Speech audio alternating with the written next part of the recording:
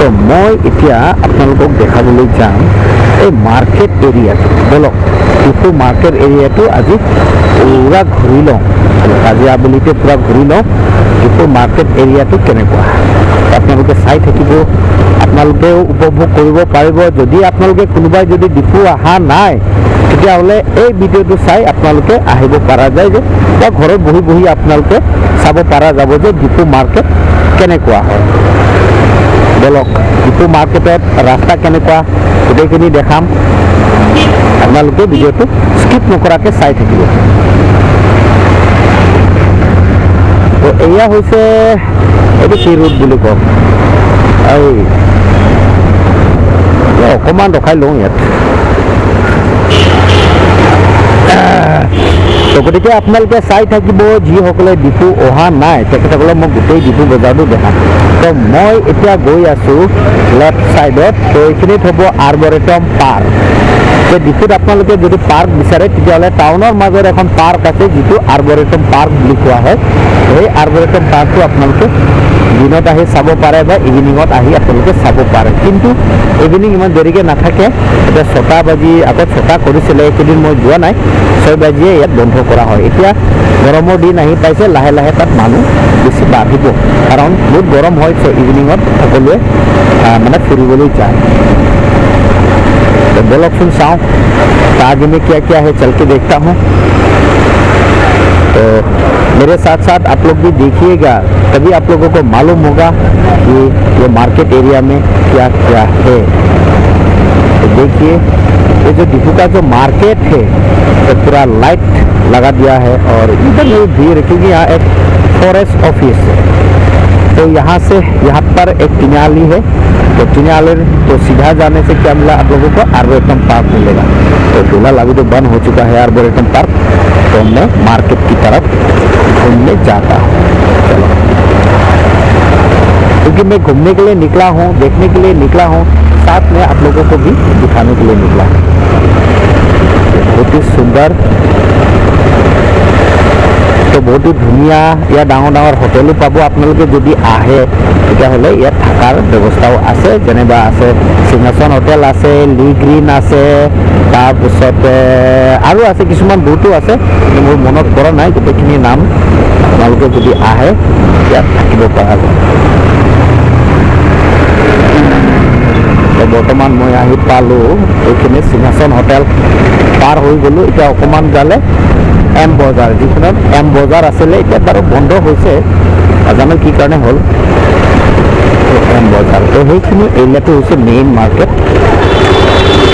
এই main market में बहुत भीड़ থাকে। तो यही है हमारा जो मेन मार्केट, और ये मेन मार्केट में तो बहुत भीड़ होता है। देखिए पूरा ऑटो का पूरा मतलब लाइन लगा दिया है यहाँ पे, तो इसी वजह से थोड़ा मतलब ट्रैफिक भी जाम हो जाता है। तो ऑटो की करें पूरा भरता हो गए এইখিনিত। আৰু বলকচোন চাওঁ কি কি আছে, ক'ত আছে। এয়া হৈছে আমাৰ মাৰ্কেট এৰিয়া, যিটো মই গৈ আছোঁ মেইন মাৰ্কেটত সোমামগৈ। এতিয়া মই সোমালোঁ, এইখিনিত যাব ধনচিৰি। এয়া হৈছে মেইন মাৰ্কেট, এয়া মেইন মাৰ্কেট এৰিয়াত আমি সোমালোঁ। মাৰ্কেট এৰিয়াত অলমষ্ট মতলব ভিৰে থাকে, মাৰ্কেট এৰিয়াটো চবতে ভিৰে থাকে। তো এয়া হৈছে ডিফু মাৰ্কেট, আৰু মাজত আহিলে আপোনালোকে পাব এয়া কাৰ্বি জনগোষ্ঠীৰ জাম্বুলি আঁঠু।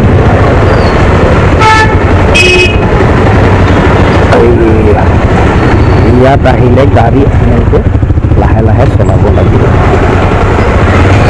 কাৰণ ইয়াত ট্ৰাফিক জাম থাকে।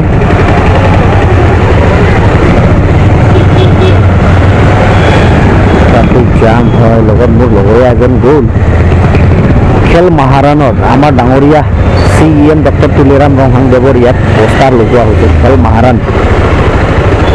এয়া হৈছে TOP।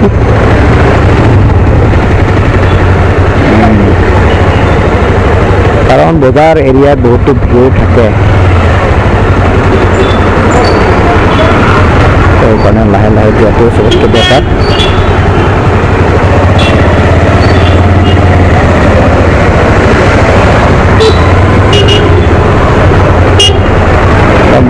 সোমাই যাওঁ বুলি ক'লেও সোমাব নোৱাৰি, সেইখিনিও জেগা নাই। এয়া হৈছে মেইন মাৰ্কেটৰ ৰোড, ধুনীয়া ৰাস্তাটো, আৰু এইখিনিত হ'ব মেইন মাৰ্কেট সোমাই যাব, কিছুমান চব্জি বজাৰ, কাপোৰ বজাৰ সেইখিনিত সোমাই যায়, আৰু এইখিনিত হৈছে মেইন টাউন এৰিয়া।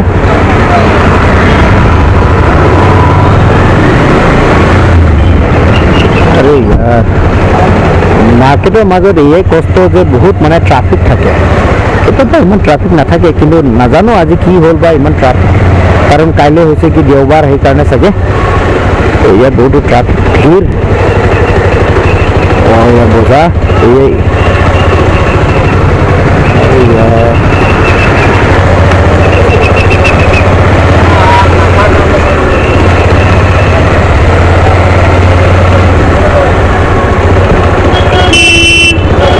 বহুতো ভিৰ বজাৰ মাজত, ট্ৰাফিক কি হ'ল বা ইমান ট্ৰাফিক পাইছোঁ আজি।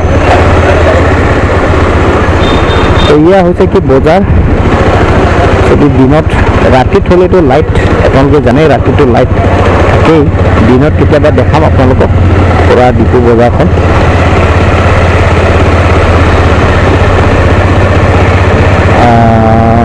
এয়া হৈছে কি কাপোৰৰ দোকান, চেণ্ডেল, জোতা, তাৰপিছত বোলে মানিক ষ্ট'ৰ আছে, জেইন ষ্ট'ৰ আছে। বাবা কি বা হ'ল সিহঁতৰ,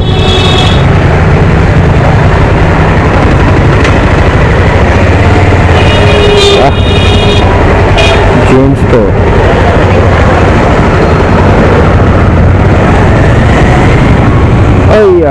এইয়া অকণমান আগত যোৱা হ'লে ট্ৰেন্স পোৱা যাব, তাৰপিছত এইখিনিত আছে বডি বিল্ডিং, এইয়া হৈছে ট্ৰেন্স শ্বপিং মল।